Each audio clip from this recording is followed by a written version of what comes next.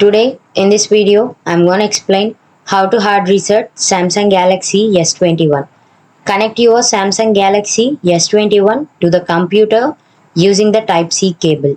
Hold down the volume down and power buttons simultaneously. Release the volume down button when the screen turns off, but continue holding the power button, then press and hold the volume up button. Release all buttons when the Samsung logo appears and the recovery mode menu will eventually show up.